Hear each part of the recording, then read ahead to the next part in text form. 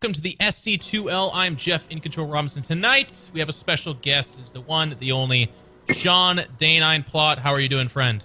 Oh, I'm doing so good. Not, of course, just because I'm accompanied by your lovely presence, Jeff, but Thank of you. course because it's Navi versus ROOTGaming. In the, I guess I'd call it week 2.5. I mean, as you can see in the graphic beforehand, Navi has played one match, ROOTGaming has played two. So we're somewhere in between 2 and 3 weeks for these two teams. But the important thing, I feel, is that Navi is one of those teams that's so well known in Dota, Counter-Strike, but has a pretty damn good SC2 squad that doesn't get enough credit. Yes, and that's absolutely correct. They don't get enough credit because, again, I feel like we see them individually. Like, people have seen Straylock. They know of Baby Knight. Baby Knight in particular has been kind of traveling to every tournament doing very well. But as a unit, people are like, oh, Happy Zerg's on there. I did not know that. And they do pretty well for themselves. And of course, ROOTGaming, who's been really unsurprisingly shocking everyone. I say unsurprisingly because their players are good, but ROOTGaming is really a lineup that came together all on its own. It didn't really pick up a lot of amazing people and, rely on them. We've been seeing all these players. I mean, Puck recently qualifying for WCS. Kane, winner of Shoutcraft America Cup. Katz has been around forever. Masa, surprising a lot of people with a great win last week. Yeah, they've got quite the squad, and I mean, don't forget their Koreans too. Sage, Yu-Gi-Oh! These are two players that a lot of times kind of carry them a little bit, but that's just because they are actually kind of under the radar top talent Korean players. I wouldn't put them up there with, like, say, a Life, but certainly very good. They've got a roster that can go toe-to-toe with anyone, and I think this league will be a good measure of that. Now, pushing forward, ladies and gentlemen, a couple things to alert you guys to. This is going to be a Navi versus Root match. It's going to be fantastic, cast by myself, Day9. That should be obvious for you guys now. We are moving forward, changing some of the maps, and that does mean that I think Daybreak is out. Yes! And what is in, Conrad? Red City is in. So, I think that's for the better. Sean, I think we've seen enough of Daybreak. What do you think? Oh, gosh.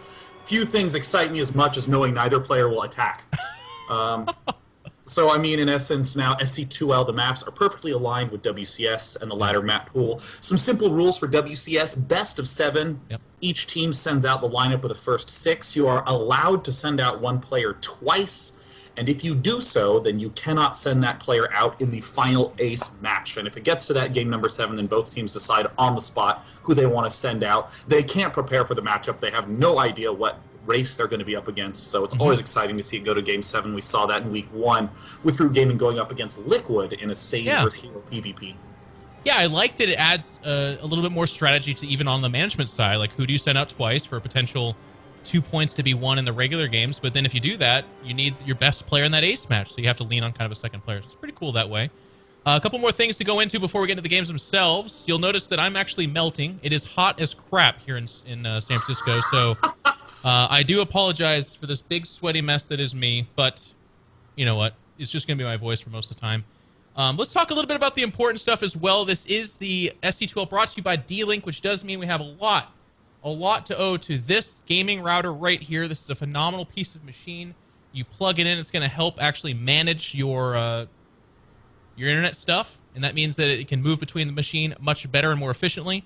My language is going to get a hell of a lot more technical on this as I start to use it myself. I have one at home, and I will report to you guys on the results. But what's most important is that they do go for $200, but you can get $6 off, and then $10 of that purchase will actually go to the prize pool itself if you go to sc2l.gg and click on that D-Link link and go through there.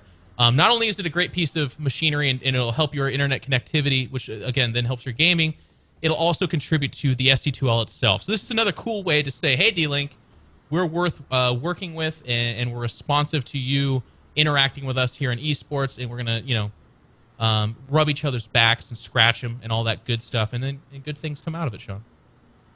Especially events like this. I mean, we're getting a chance to see a lot of Western teams not just have a chance to spar against each other, but to spar against each other with a lot of support for, the stream and the prize pool, and most importantly of all, to fly all the players out to DreamHack Bucharest, where the grand final will be held.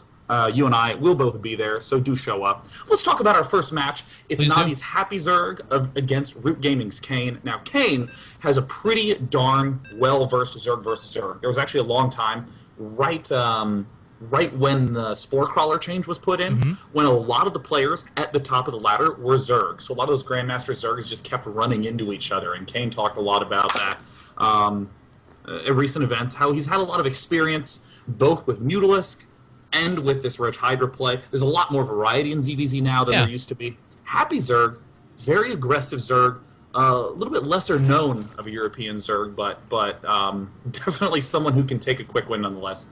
Yeah, we were actually super impressed. Artosis and I were able to commentate Happy Zerg taking out, I want to say it was Tasia in a ZVT on this very map, and that's a big result in and of itself. But Artosis actually knew quite a bit about Happy Zerg, which is kind of the Artosis secret. That guy knows too much about everybody on some level, but he was talking about how Happy Zerg is kind of a very consummate professional. He physically trains himself, he mentally trains himself, and he takes this game super serious. So I agree with you. He is a little bit more obscure when it comes to the kind of the big names, but I guess he's a player on the rise. Absolutely. And down in the bottom left-hand corner, we see that player on the rise himself, formerly of FX Open, now hanging out with Navi. It is Happy Zerg. And down in the bottom right, it's not actually the Korean pro himself. It is the indubitable Smurf of ROOTGaming's Kane. And I will note go ahead. that a lot of the Navi players are the Imba FXO crew. Yeah. Straylock, Baby Knight,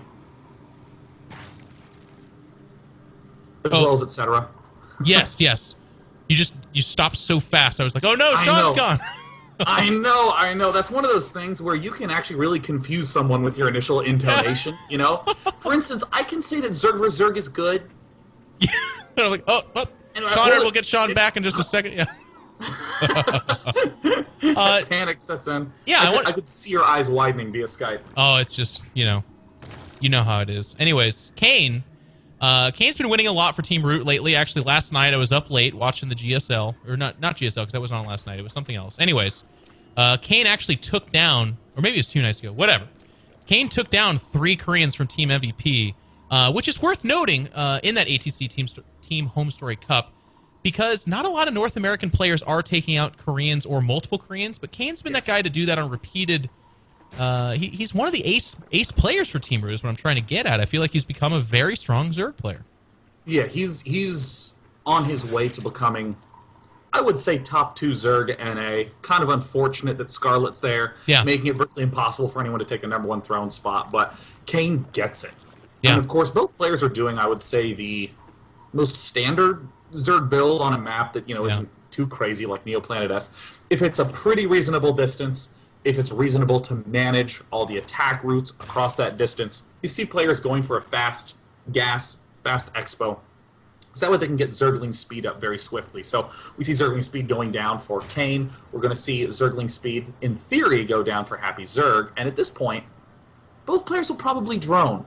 Every now and again we see these pushes, but it's mainly a defensive move. Yeah, Sean, I'm kind of looking here, actually. He's well over 100 on... I mean, there's the speed, so I guess he just... I'm trying to look. He's not really picking up any new information, so I don't know. I'm not quite sure why speed was that late. It's not going to be the biggest of deals. There's about...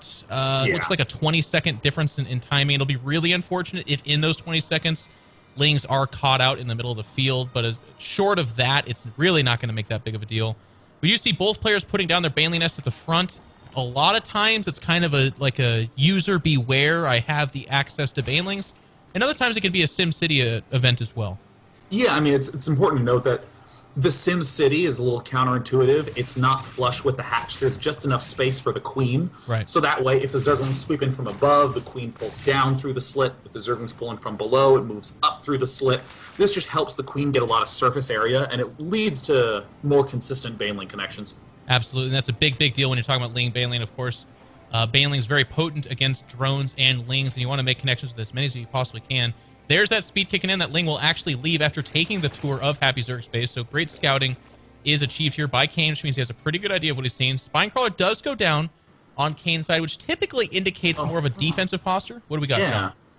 Yeah, I mean, both players are actually going for the mega fast layer. I mean, look at that. It's 6-minute layers for both of them. 1 geyser going down for each immediately, and then 2 more instantly follow for both players. Yeah, so it looks like it's going to be Muta versus Muta. We haven't seen that in a while. No, we haven't, and I'll tell you, it's funny, because even beyond the fact that their build is exactly the same, I mean, well, I guess literally beyond the fact. They have the exact same number of like Banelings, of course, just one now blowing up, the same number of Spine Crawlers, same placement of buildings.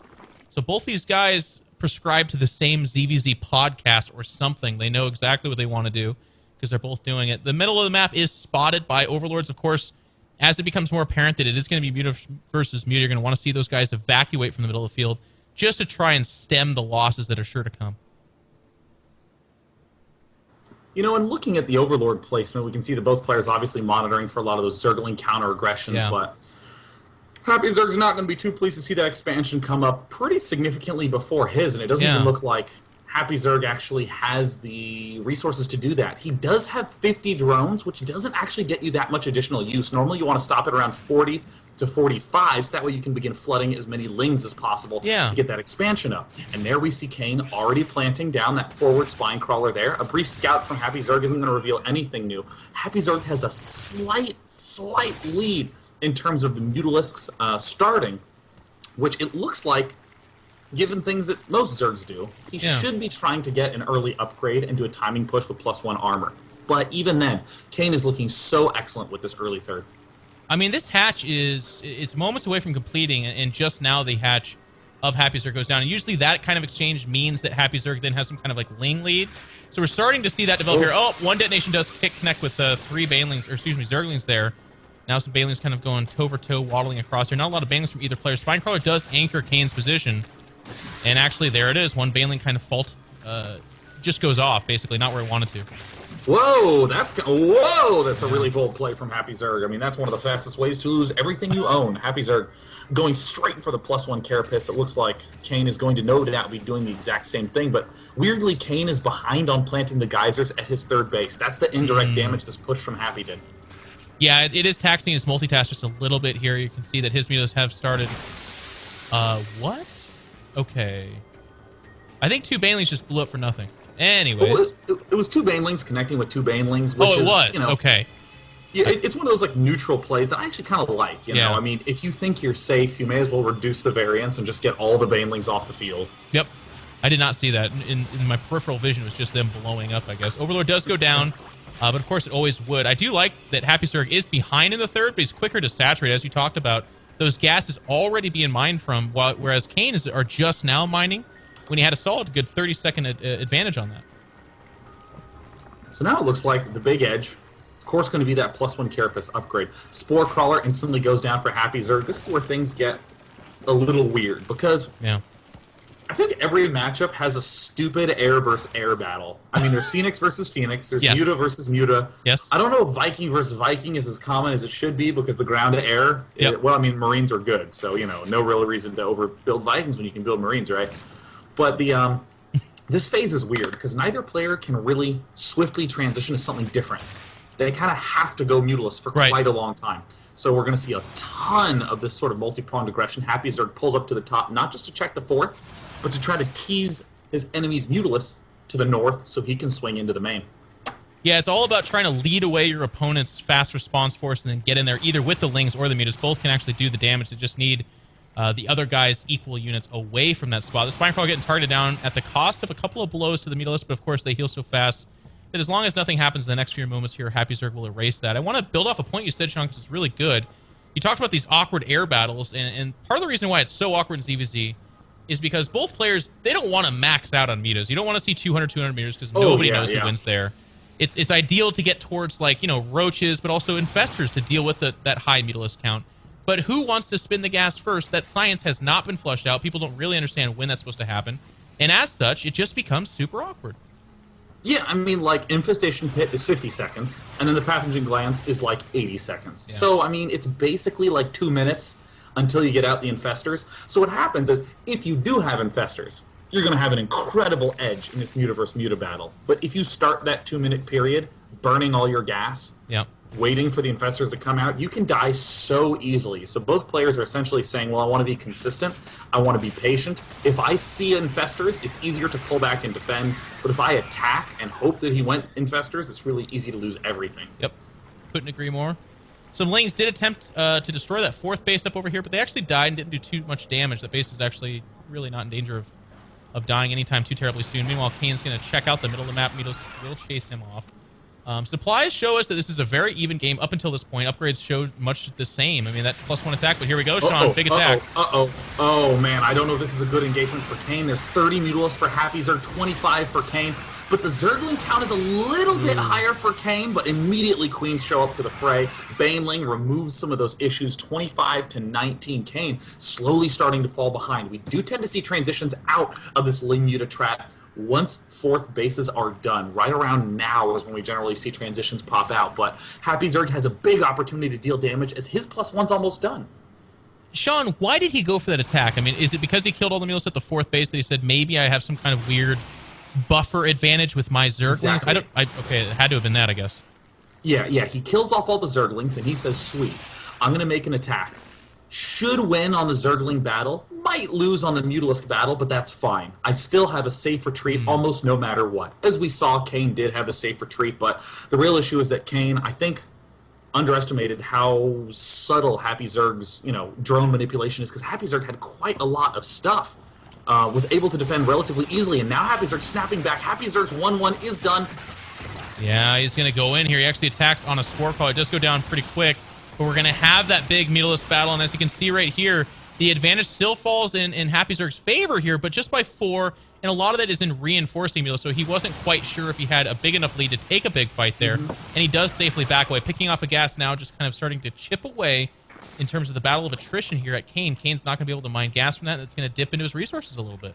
Yeah, I mean, it's not like a huge, decisive battle that wins these types of games. We see its little chipping edges. Whole bunch of Zerglings move to the north, picked off the drones mining gas. Then we see the Mutalisk move to the 3rd base, pick off the extractor mining gas. If an extractor isn't mining for a minute, that's 120 gas gone. Yep. So, I mean, just picking off about 1 Mutalisk at a time from his opponent. So now he sees 32 versus 30, and Happy Zerg still doing an amazing job keeping the lead in upgrades. Kane getting super bold. Again, I'm kind of questioning this move. He was just not mining gas for a little while here, but he's looking to do an attack. Again, there's no Zerglings out here trying to kind of confuse things, but if he can show up where his opponent's mutas aren't, of course, as they are the same units, there's no way the mutas of Happy Zerg are going to run him down, but that will cost him 1, maybe 2 Mutalisks just trying to get away, and it looks like Kane should be able to flee the area.